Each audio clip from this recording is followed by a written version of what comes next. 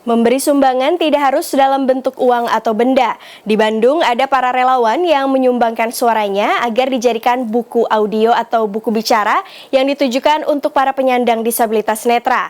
Proses produksi satu buku bicara mulai dari perekaman suara hingga siap untuk distribusi diperkirakan memakan waktu lebih dari 1 bulan.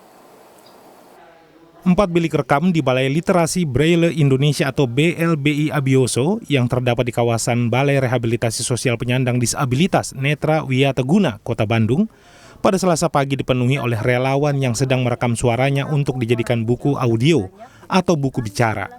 Kegiatan menyumbang suara para relawan buku bicara sudah dimulai sejak tahun 2008 dengan jumlah 4 relawan. Kini ada 25 relawan buku bicara yang setiap harinya saling bergantian merekam buku.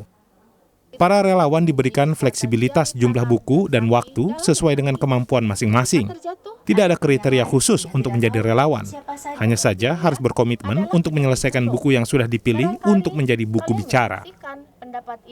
Widya Majid yang menjadi relawan buku bicara sejak tahun 2013 menyatakan bahwa buku setebal 270 halaman yang direkam setiap harinya biasanya selesai dalam waktu 3 minggu. Selain rentang waktu, tantangan lain menjadi relawan buku bicara adalah dapat memvisualisasikan isinya. Seorang ayah sedang menggendong anaknya di pinggir pantai. Bagaimana caranya saya harus menyampaikan bukan hanya gambar saja tapi suasana. Nah, suasananya kalau kita lihat kalau mata awas kita kan kita melihat bahagia kan sepertinya, terus rambutnya terkibas angin. Nah, bagaimana caranya itu? Jadi sebisa mungkin kami menyampaikan sedetil mungkin lah. Setelah direkam, suara para relawan akan diedit di BLBI Abioso yang terletak di kawasan Kerkhof, Kota Cimahi. Petugas akan mendengarkan buku bicara dan memeriksa jika terjadi kesalahan. Jika ada yang perlu diperbaiki, petugas akan mencatat bagiannya dan meminta relawan untuk mengulangnya. Proses editing untuk satu buku rata-rata selesai dalam 1 minggu. Tahap editing berikutnya dilakukan oleh editor penyandang disabilitas netra. BLBI Abioso memiliki 7 editor netra yang mengedit buku bicara tergantung ketebalannya. Namun rata-rata lebih dari seminggu untuk satu buku.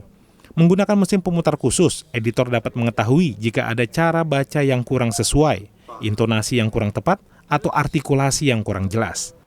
Editor netra menjadi penentu terakhir suatu buku bicara layak untuk diproduksi dan didistribusikan.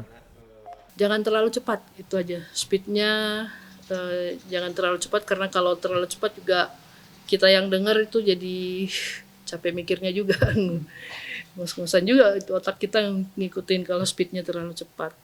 Setelah melewati proses editing, suara para relawan dalam buku bicara kemudian akan digandakan dalam bentuk CD, kemudian dikemas untuk dikirim ke Perpustakaan SLB, Lembaga Kesejahteraan Sosial atau Organisasi Disabilitas Netra di seluruh Indonesia. Judul itu 45 edisi itu buku. Nah, di buku itu kan sebagian ke buku ya braille, sebagian disulis suara bentuk CD gitu. Kalau CD kan 11.700 keping, kalau buku 36.000. Jadi semuanya 47.000. Berkat sumbangan suara para relawan, buku bicara jadi dapat dinikmati penyandang disabilitas netra di seluruh Indonesia. Selain dalam bentuk CD, mereka juga dapat mendengarkan buku bicara pada aplikasi yang ada di ponsel mereka. Wilam Nasution, Sidki Irfan, Jawa Barat.